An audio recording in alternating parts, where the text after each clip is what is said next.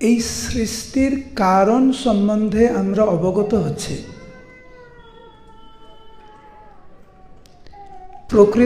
প্রকৃতির যে আসল রূপ, সেই বিষয়ে যতক্ষণ না পর্যন্ত আমরা অবগত হচ্ছি, যতক্ষণ না আমরা জানছি, ততক্ষণ পর্যন্ত পূর্ণরূপে ভগবানের চরণ কমলে কিন্তু আমরা আত্মসমর্পণ করতে পারবো না। এইখানে কেউ নেই যে বলবে যে প্রকৃতির যে ভয়ঙ্কর রূপ সেই সম্বন্ধে আমার ধারণা নেই, কেউ বলতে পারবে না। কারণ জন্ম, মৃত্যু, জরা এবং ব্যাধি, এই বিষয়ে আমাদের অভিজ্ঞতা অনেক।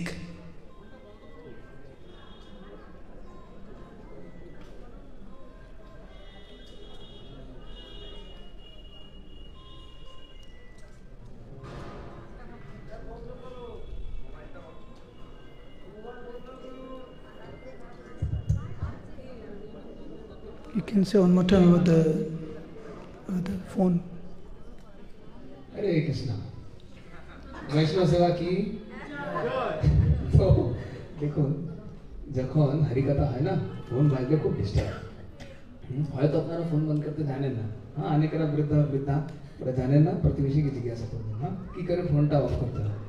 একটু কষ্ট করে ফোন অফ করেন তো। প্রভু এত দূর থেকে এসেছেন, কিসের জন্য এসেছেন? যাতে আমরা হরিকথা শ্রবণ করতে পারি। এখন সেখানে যদি ফোন বাজে তাহলে ব্যবধান লাগে। কৃপা করিয়া একটু ফোনটা বন্ধ করুন। হরে কৃষ্ণ। তো প্রকৃতির যে ভয়ঙ্কর রূপ,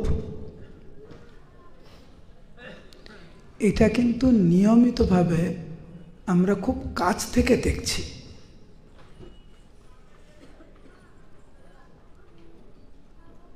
কিন্তু মানতে চাই না আমরা। এই জড়জগতের প্রতি বিতৃষ্ণা তখনই আসে যখন আমরা প্রকৃতির ভয়ঙ্কর রূপ আমরা উপলব্ধি করব। কারোর যদি মৃত্যু হয়, যেটা এই প্রকৃতির একটা সাধারণ বিষয়, আমাদের কিন্তু একটু ভাবা দরকার যে আমাদেরও কিন্তু এইরকম অবস্থা হবে, এই শরীরের একই অবস্থা হবে। প্রভুপাদ লিখেছেন, তব কৃপা বলে আজ হয়েছে বিতৃষ্ণা, তোমার বিশেষ আশীর্বাদে এই জড়জগতের প্রতি আমার কোনো টান নেই। যখন একজন ভক্ত প্রভুপাদকে জিজ্ঞাসা করেছিলেন, প্রভুপাদ আপনি কি মায়ার দ্বারা প্রভাবিত হন? প্রভুপাদ উত্তর দিয়েছিলেন, মায়ার জন্য আমার কোনো সময় নেই, মায়ার জন্য আমার কোনো সময় নেই।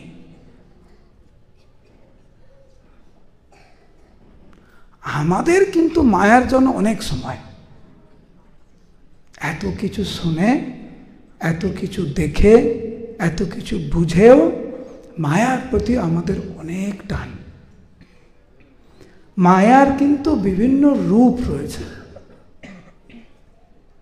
তার মধ্যে একটি হচ্ছে মোবাইল।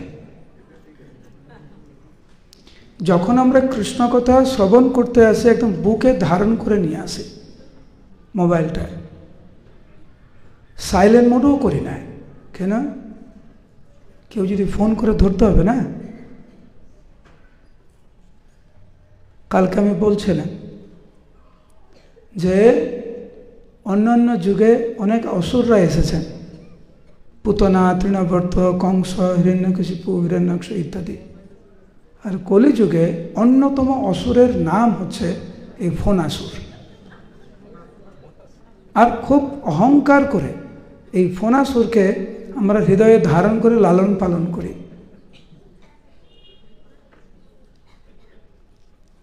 প্রভুপাদ বলছেন, যেহেতু তুমি প্রকৃতির প্রকৃত স্বরূপ তুমি আমাকে দেখালে, সেই জন্য তব কৃপা বলে আজ হয়েছে বিতৃষ্ণা। প্রভুপাদ প্রকৃতির নগ্ন রূপ দেখালে শ্রীকৃষ্ণ, প্রভুপাদ বলছেন ওই রূপ কিন্তু আমরা সবাই দেখেছি। কিন্তু মায়ার লাথি খেয়েও সাময়িকভাবে আমাদের মধ্যে কিন্তু বৈরাগ্যের উদয় হয়। দেখবেন কেউ যখন আত্মীয় স্বজন কেউ যখন মারা যায়, 1-2 ঘন্টার জন্য বা 2-3 দিনের জন্য আমাদের মনে কিন্তু কোনো বাসনা থাকে, সব তো অনিত্য, এত ঝগড়াঝাটি মারামারি করে কী লাভ, দিনের শেষে সব তো পুড়ে ছারখার হয়ে যাবে। কালকের থেকে আমি 64 মালা জপ করবো, কালকের থেকে আমি 2টোর সময় ঘুম থেকে উঠবো, ভালো ভক্ত হবো, সবই তো অনিত্য, এইটাই থাকবে আমাদের সাথে। এরকম 2-3 দিন চিন্তা করে আবার যেই কে সেই। কিন্তু প্রকৃতির যে ভয়ঙ্কর রূপ, এটা যতক্ষণ না পর্যন্ত আমরা প্রকৃত রূপে আমরা উপলব্ধি করছি, ততক্ষণ পর্যন্ত কিন্তু মায়ার প্রতি আমাদের টান থাকবে। এবং কোনো মতেই শ্রবণ কীর্তনের দিকে আমাদের মন থাকবে না। সেই জন্য দেখবেন যখনই শ্রবণ কীর্তনে মন বসার চেষ্টা করবেন, ঘুম আসবেই, অন্যমনস্ক আসবেই, পালাতে ইচ্ছা করবে, কথা বলতে ইচ্ছা করবে। কেউ ফোন করছে না, তবু ফোনটা ধরে দেখবেন কেউ ফোন করছে কিনা। আরে ফোন করলে তো কিছু একটা ইঙ্গিত আসবে, ভাইব্রেট হবে, সাইলেন্ট মোডে কিছু একটা থাকবে, একটা আলো জ্বলবে, রিং হবে। কেউ ফোন করছে না, তবুও ক্লাসের সময় আমি ফোন দেখবো কেউ কিছু করছে কিনা। এইটি মায়ার একটি ভয়ঙ্কর রূপ, যে কোনো মতেই আমাদের জপে এবং কীর্তনে এবং শ্রবণে বসতে দেবে না।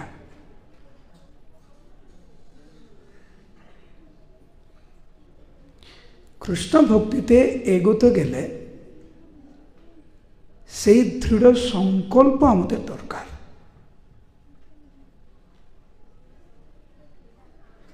কোনো ব্যক্তি যদি প্রকৃতভাবে সে ভক্ত হতে চায়, তার দৃঢ় বিশ্বাস যদি থাকে এই পৃথিবীর কোনো শক্তি নেই তাকে বিপদগামী করবে।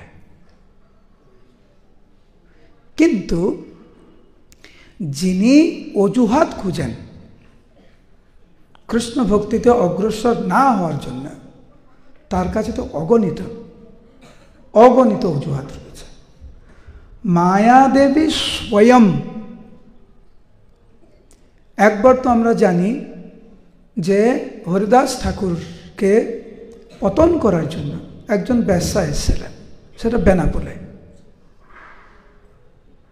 কিন্তু যেহেতু উনি পূর্ণরূপে নামের আশ্রয় গ্রহণ করেছিলেন, সেই জন্য প্রভাবিত হননি। দ্বিতীয়বার হরিদাস ঠাকুর যখন ফুলিয়াতে ছিলেন, তখন মায়াদেবী স্বয়ং, মায়াদেবীর কোনো প্রতিনিধি না, কোনো দূত নয়, মায়াদেবী স্বয়ং এক অপূর্ব সুন্দর নারীর রূপ ধারণ করে হরিদাস ঠাকুরকে অধঃপতন করতে এসেছিলেন।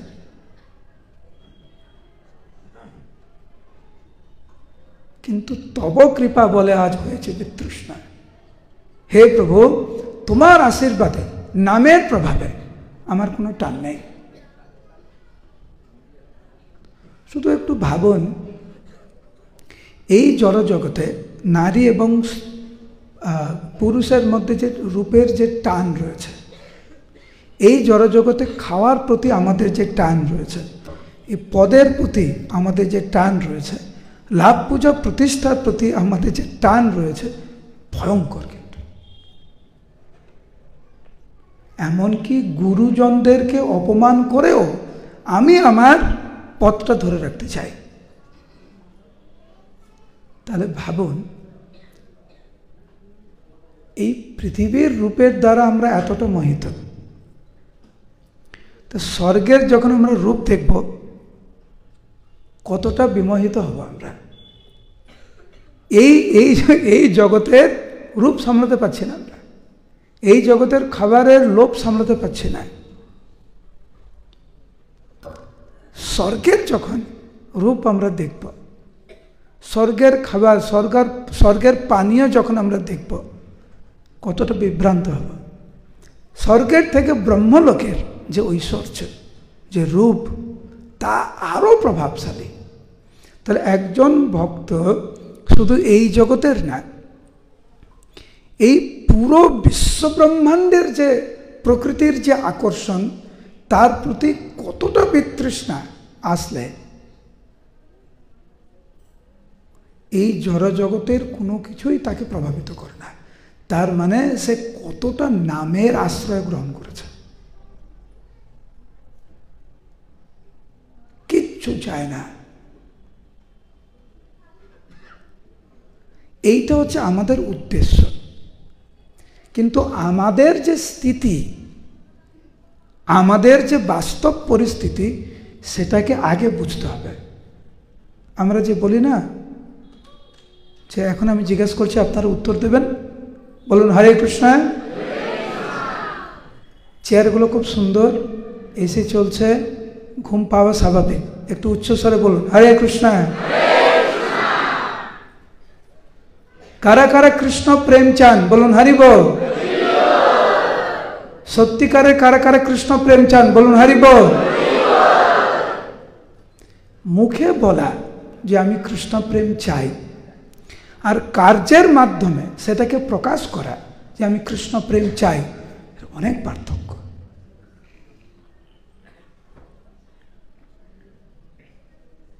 আমি যে কৃষ্ণ প্রেম চাই, যখন আমরা কোনো ভক্তের কাছে যাই, যে হে প্রভু আপনি কৃপা করুন, মন্দিরে যখন যাই ভগবানের কাছে কৃপা আশীর্বাদ চাই, সত্যিকারে আমরা চাই। প্রভুপাদ ট্রেনে ছিলেন ভারতবর্ষে, ট্রেনে পরিভ্রমণ করছিলেন। একজন ব্যবসায়ী এসে বলছে, স্বামীজি আপনি আশীর্বাদ করুন, আশীর্বাদ করুন। প্রভু ঠিক আছে, না না না না আপনি আশীর্বাদ করুন, আপনি আশীর্বাদ করুন, আপনার আশীর্বাদ ছাড়া কিচ্ছু হবে না। ঠিক আছে, না না স্বামীজি আপনি আশীর্বাদ করুন, আপনি আশীর্বাদ করুন। প্রভুপাদ বলেন, আশীর্বাদ চাও?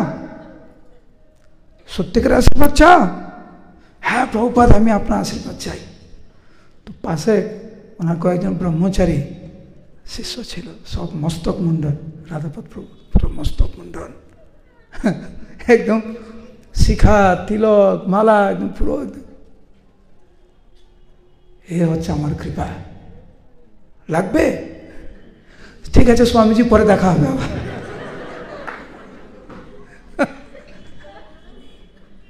তো আরেকজন প্রভুপাদের কাছে এসেছেন, সেটাও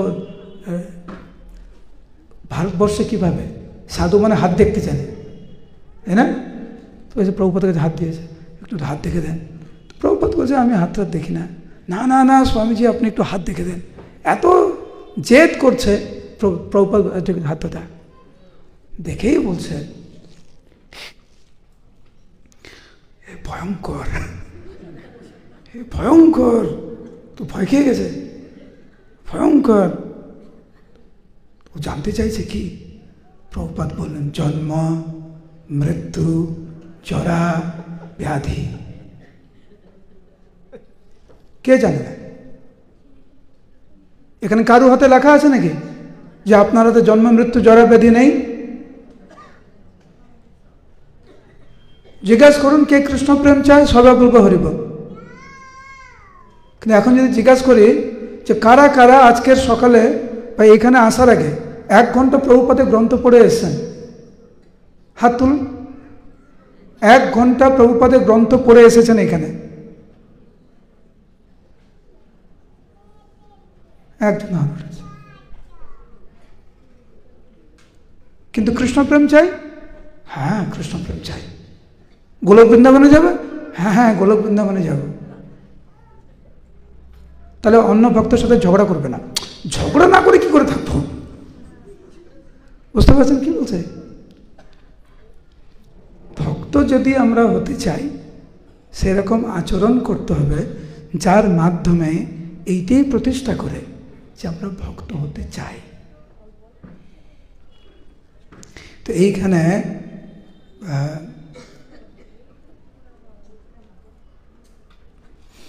বাস্তব কথা কি, কেউ যখন ভক্ত হতে চায় ভগবান তাকে সেই সংশোধনের পথ দিয়ে নিয়ে যায়। আর সংশোধনের পথ সবসময় সুখকর নয়।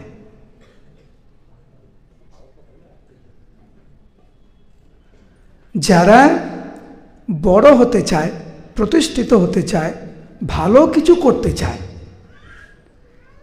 তারা যেন সংশোধনের জন্য প্রস্তুত থাকে। কেউ যদি ব্যবসা করতে চায়, ডাক্তার হতে চায়, ইঞ্জিনিয়ার হতে চায়, তার একটা পদ্ধতি আছে, সেটা কিন্তু অনেক পরিশ্রমের, অনেক কষ্টদায়ক। কিন্তু ঘুম থেকে উঠেই আপনি ডাক্তার ইঞ্জিনিয়ার হতে পারেন না। বছরের পর বছর পরিশ্রম করতে হয়, ত্যাগ করতে হয়, খাওয়া দাওয়া ঘুম অনেক কিছু ত্যাগ করতে হয়। কয়েক বছর বেঁচে থাকবেন, তার জন্য 15-20 বছর শিক্ষার জন্য আমরা ছেড়ে দিচ্ছি, কত ত্যাগ করছি। তার সাথে সাথে বাবা মার কত কষ্ট, কত কিছু করতে হয়। আমরা ভগবানকে চাইছি। নিত্যকালের জন্য জন্ম মৃত্যু জরাব্যাধির চক্র থেকে মুক্তি পেতে চাই। আমরা ভগবানের ধামে যেতে চাই, কিন্তু সংশোধিত হতে চাইব না, কষ্ট করব না, ত্যাগ করব না। তাহলে কি করে হবে? তো যারা হচ্ছে ত্যাগ করতে রাজি আছেন,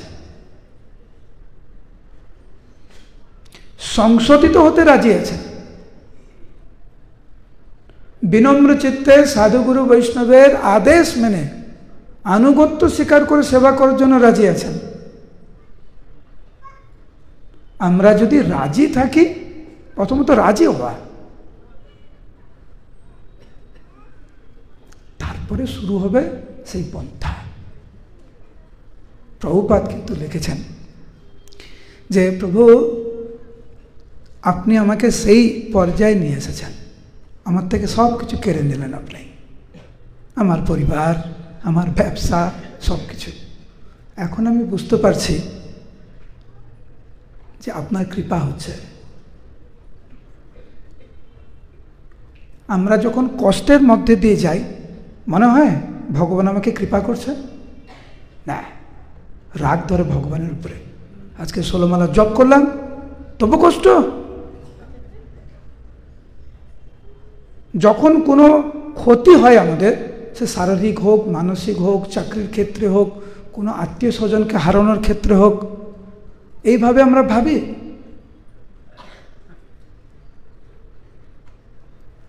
ভগবানের একটা প্রক্রিয়া আছে আমাদের সংশোধনের জন্য।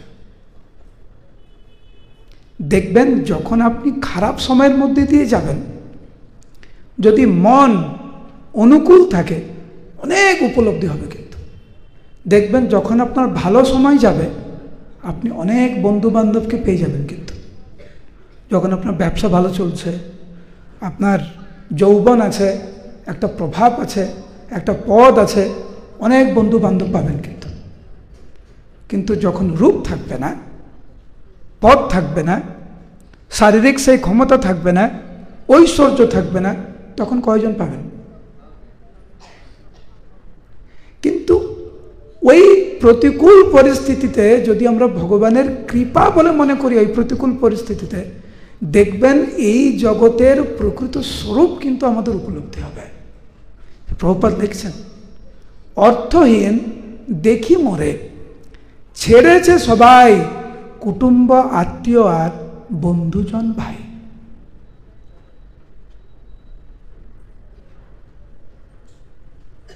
প্রভুপাদ কিন্তু ওই সময়টা যখন সব কিছু ঠিকঠাক চলছিল না, প্রভুপাদ বিনম্র চিত্তে এটা ভগবানের বিশেষ আশীর্বাদ রূপে প্রভুপাদ স্বীকার করেছিলেন।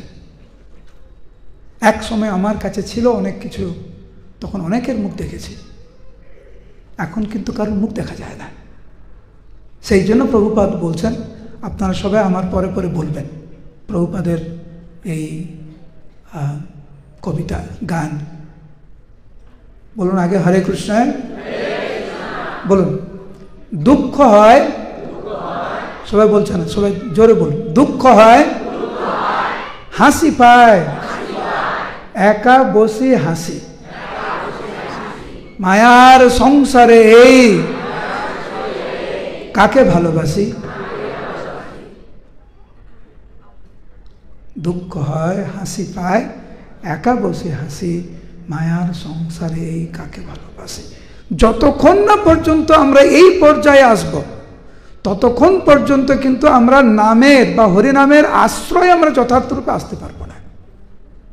কেন? কারণ আমরা তো রূপের আশ্রয়ে, আমরা তো নিজের রূপের আশ্রয়, অন্যের রূপের আশ্রয়, প্রভাবের জাগতিক প্রভাবের আশ্রয়, জাগতিক ধন সম্পদের আশ্রয়, জাগতিক পদের আশ্রয় আঁকড়ে ধরে আছে। যেদিনকে এটা ছেড়ে দেব, পূর্ণরূপে নামের আশ্রয় আসতে পারবেন। প্রভুপাদের এই যে কথা, এটা কিন্তু সবার অভিজ্ঞতা রয়েছে। কিন্তু ভক্তনাথ ঠাকুর লিখেছেন, তবু তো অভাগা জন না করে স্বীকার। এত কিছু বুঝেও, এত কিছু জেনেও মহাপ্রভুর চরণ আমরা স্বীকার করতে রাজি নাই। এই জগতের প্রকৃত পরিস্থিতি আমাদেরকে বোঝা খুব দরকার।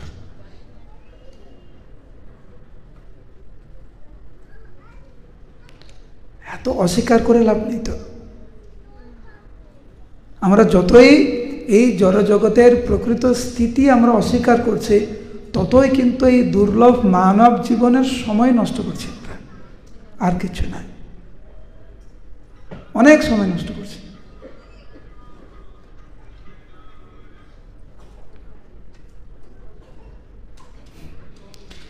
প্রভুপাদ বলছেন, যার জন্য আমরা এত পরিশ্রম করি,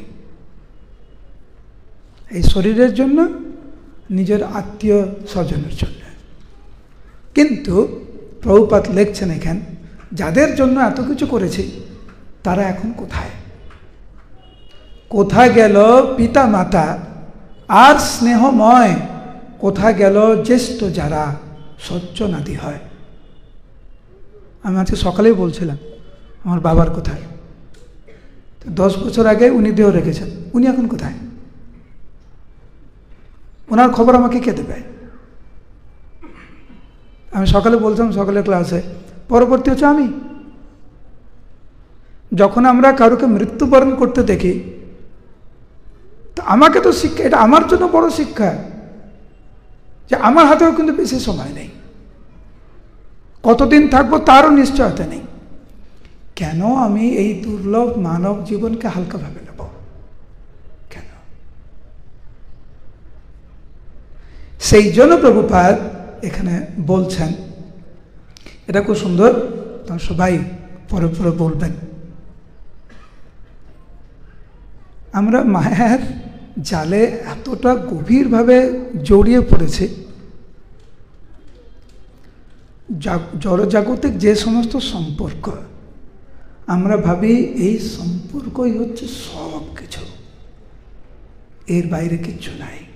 আমার ঘর, আমার বাড়ি, আমার আত্মীয় স্বজন, আমার পরিবার, সব কিছু, আমার দেশ, এটাই সব কিছু।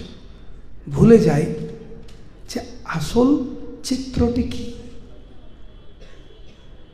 আসল চিত্র প্রভুপাদ এখানে বর্ণনা করেছেন। সবাই বলুন, সমুদ্রের ফেনা যেন ক্ষণে সৃষ্টি ক্ষণে লয়, মায়ার সংসারে খেলা এইভাবে হয়। এটা সংসারের খেলা। যাকে আপনি যেই সম্পর্ককে ভাবছেন নিত্য সম্পর্ক, জলে যেরকম ফেনা হয়, ক্ষণে সৃষ্টি ক্ষণে লয়। কখনো আয়নাতে দেখে মনে হয় না চুল পেকে গেল? কখনো আয়নাতে দেখে মনে হয় না? আর জন্মদিনে মনে হয় না 20 বছর হয়ে গেল, 40 বছর হয়ে গেল, 60 বছর হয়ে গেল? সব একদিন কিন্তু আসবে। বলো হরি হরি বল।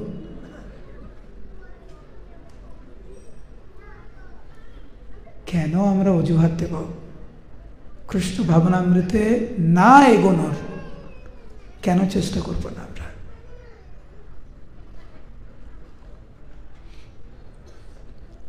শুনতে খারাপ লাগলেও প্রভুপাদ এখানে বলছেন, কেহ নহে পিতা মাতা আত্মীয় স্বজন সবাই ফেনার মতো থাকে অল্পক্ষণ।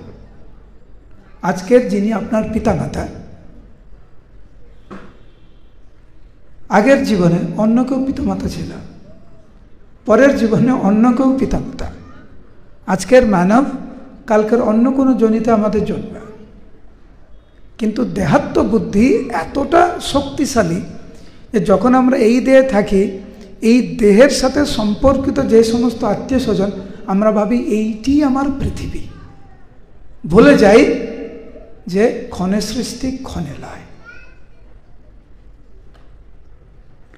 সেই জন্য প্রভুপাদ বলছেন, সমুদ্রের ফেনা যেমন সমুদ্রে মিশয়। সমুদ্রের ফেনা কিসে মিশে? সমুদ্রে মিশে যায়, পঞ্চভূতের দেহ তথা হয়ে যায় লয়।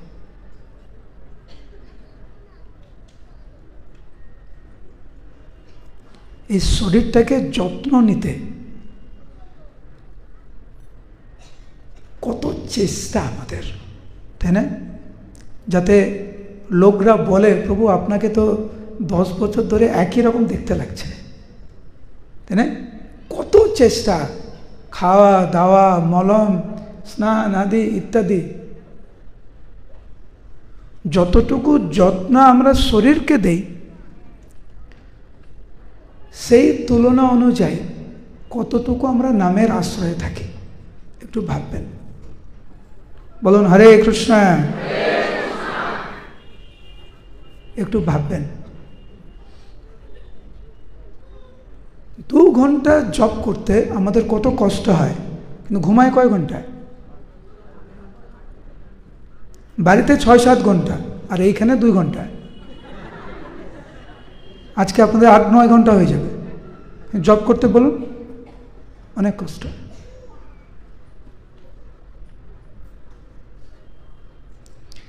আমরা শুনছি, আমরা এখন সময় এসেছে এই জ্ঞানকে বাস্তবে রূপদান করার জন্য।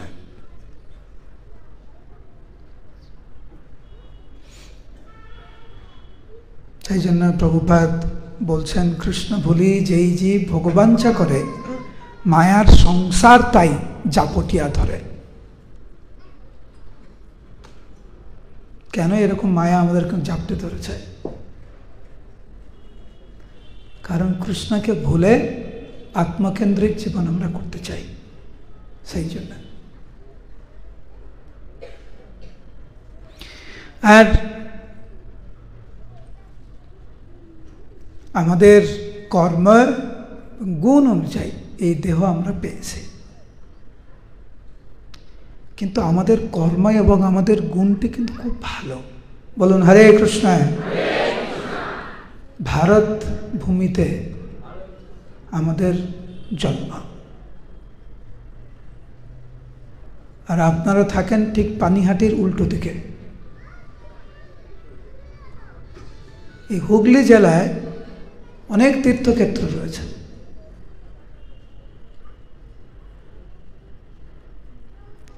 কর্মফলে আসে সব নানা বেশ ধরি, প্রভুপাদ বলছেন। কিন্তু আমরা যে বেশ ধারণ করে এখানে এসেছি, দুর্লভ মানব জীবন, তাও আবার ভারতবর্ষের মতো পুণ্যভূমিতে, যেখানে ভগবান এবং ভগবানের নিত্য পারিষদ বৃন্দ প্রত্যেকটা যুগে অবতীর্ণ হন আমাদের মতো বদ্ধজীবদেরকে আকর্ষণ করার জন্য ওনাদের লীলার মাধ্যমে। সেই স্থানে আমাদের জন্ম, আমাদের জন্মস্থান এবং আমাদের কর্মস্থান। প্রভুপাদ বলছেন এটাকে উপলব্ধি যেন আমরা করি, এবং কেবলমাত্র এইতে বেশেতে মজিয়া থাকে ভুলিয়া শ্রীহরি। কেবলমাত্র এই বেশেতে, মানে এই দেহাত্ম বুদ্ধিতে যেন আমরা মজে না থাকি।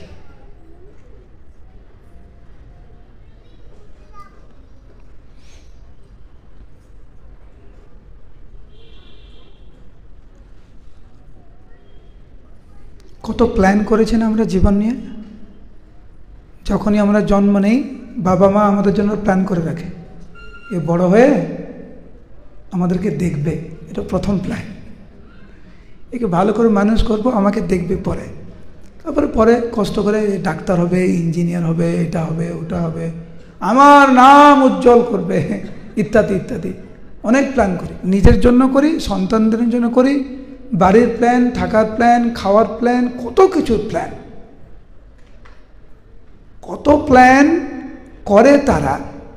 ভালো থাকি বারে, প্রকৃতি ভাঙিয়া দেয় সব বারে বারে।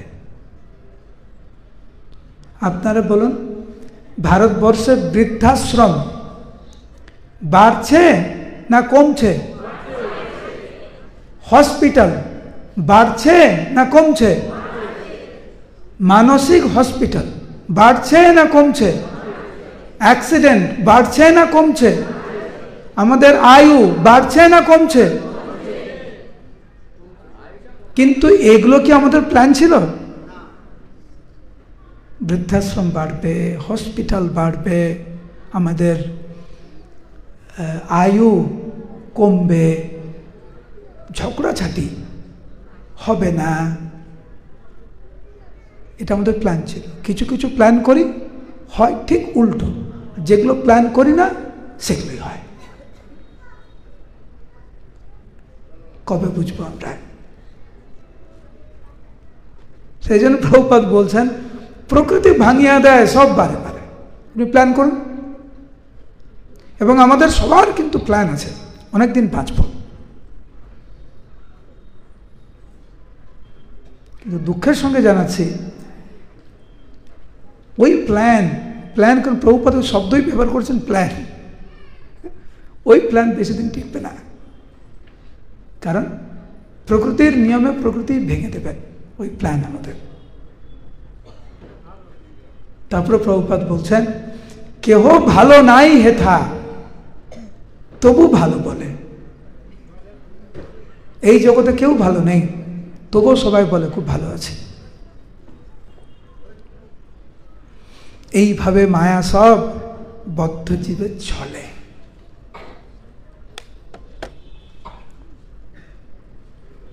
সময় এসেছে প্রভুপাদের এই শিক্ষা থেকে আমরা কিছু গ্রহণ করি এবং গ্রহণ করে আমাদের বাস্তবিক জীবনে যাতে ওটা আমরা প্রয়োগ করি, তার দিকে নজর দেওয়া উচিত আমাদের। সবাইকে অনুরোধ করব, আপনারা অনেক ভাগ্যবান, আপনারা ভারতবর্ষে আপনাদের জন্ম, ইসকনের সাথে আপনারা যুক্ত হয়েছেন, প্রভুপাদের সাথে আপনারা যুক্ত হয়েছেন, এর সদ্ব্যবহার করুন, সময় নষ্ট না করে। হরে কৃষ্ণ কৃষ্ণ কৃষ্ণ হরে হরে, হরে রাম রাম রাম রাম হরে হরে। হরে কৃষ্ণ।